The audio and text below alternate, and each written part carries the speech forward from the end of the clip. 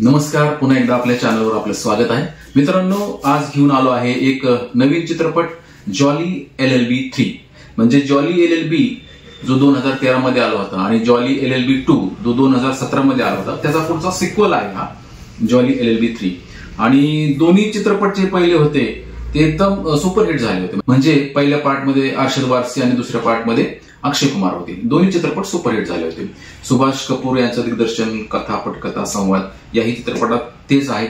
त्यांचं दिग्दर्शन आहे, कथा पटकथा पण त्यांचीच आहे. आणि उत्सुकता होती की हा तिसरा भाग कसा असेल.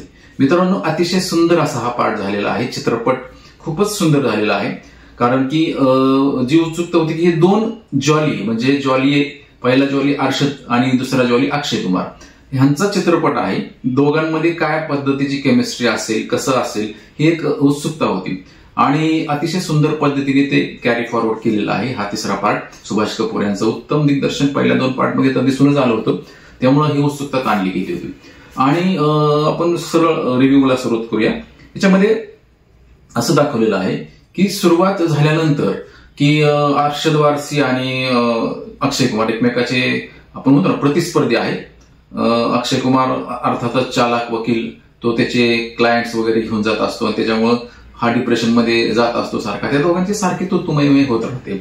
आणि हा सुरुवात झाल्यानंतर एक असा प्रसंग येतो की त्या कथेमध्ये एक खेतान नावाचा एक उद्योगपती आहे. त्यांनी एका गावाची जमीन पूर्ण घेतलेली आहे आणि त्याच्यावर कब्जा मिळवलेला आहे. परंतु एक स्त्री जानकी नावाची, जी सीमा विश्वास, ज्यांनी फुलंदेवीमध्ये पण काम केलं होतं टायटल रोलचं, त्यांनी ही भूमिका केलेली आहे. आणि त्या मात्र विरोध करतात, कारण त्यांच्या नवऱ्याने आत्महत्या वगैरे केलेली असते आणि त्यांना ती जमीन द्यायची नसते. तर ती एकट्या कोर्टामध्ये जातात.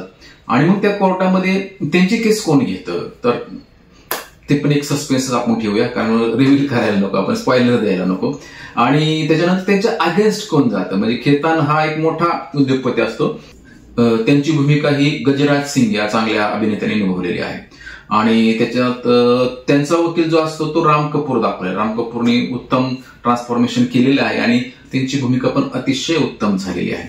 तर हा एक फर्स्ट पार्ट थोडासा आपल्याला रटाळ म्हणता येणार नाही, परंतु स्लो वाटतो मला. कारण की त्याच्यामध्ये जे पंचेस वगैरे होते ते पहिल्यांदा टाकलेले नाहीयेत, कारण तसा सिक्वेन्सच येत नाही त्याच्यामध्ये. म्हणून थोडंसं आपल्याला निराशा होण्याची शक्यता वाटते पहिल्या हाफमध्ये. परंतु सेकंड हाफ इतका फास्ट झालाय आणि त्याच्यामध्ये इतके छानदार सीन्स आहेत, कॉमेडी आहे, ड्रामा आहे आणि 1 to 1 ते सगळं एकदम मिक्स झालेलं आहे. सगळ्यात महत्वाची भूमिका म्हणजे सौरभ शुक्ला यांची, जे की मागच्या दोन्ही भागामध्ये जज झाले होते आणि आता ह्याही भागामध्ये ते जज म्हणूनच आलेले आहे. फारच उत्तम कॉमिक टायमिंग त्यांचं आहे, आपल्या सगळ्यांना माहितच आहे.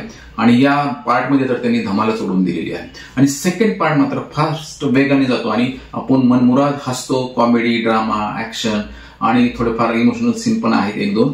आणि अतिशय सुंदरपणे त्याचा एंड म्हणजे शेवटाकडे तो जातो. आणि मला वाटतं की प्रेक्षकांच्या अपेक्षा चांगल्या अर्थी पूर्ण होतात. सुभाष कपूर यांचं उत्तम असं डायरेक्शन आहे, उत्तम असं म्युझिक आहे. एक दोन सॉंग्स बऱ्यापैकी झालेली आहेत, परंतु कथेला फार सॉंगची आवश्यकताच नाही. आणि त्याच्यानंतर बाकी टेक्निकल बाजू पण अतिशय उत्तम आहेत. अक्षय कुमारनी जीव ओतून काम केलेलं आहे. अक्षय कुमारचं आपण म्हणतो ना, हॅट्स ऑफ. अक्षय कुमार आज 58 वय झालेलं आहे आणि इतक्या सुंदरतेने त्याचा अभिनय तो जीव ओतून करत असतो. या चित्रपटात तर त्यांनी अगदी जान झोकून काम केलेलं आहे. तर त्यामुळं आपण हा चित्रपट नक्की पाहायला जा चित्रपटगृहामध्ये आणि एक चांगला चित्रपट मिस करू नका. कारण काय, पब्लिसिटीला थोडासा चित्रपट कमी पडला असं मला वाटतंय. तिसरा पार्टचा पब्लिसिटी एवढी झालेली नाही, पण माउथ पब्लिसिटी होऊन तो चित्रपट चांगला सुपरहिट होणारच आहे असं मला वाटतं.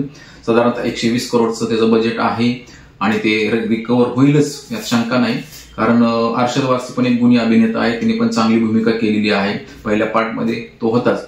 तसेच छोट्या छोट्या भूमिकामध्ये आपल्याला माहिती की हुमा कुरेशी जी सेकंड पार्टमध्ये अक्षय कुमारची पत्नी दाखवली. परत अमृता राव जी अरशद वारसीची पहिल्या पार्टमध्ये पत्नी दाखवली. छोटे छोटे रोल आहेत, त्यांनी आपल्या पद्धतीने काम केलेलं आहे.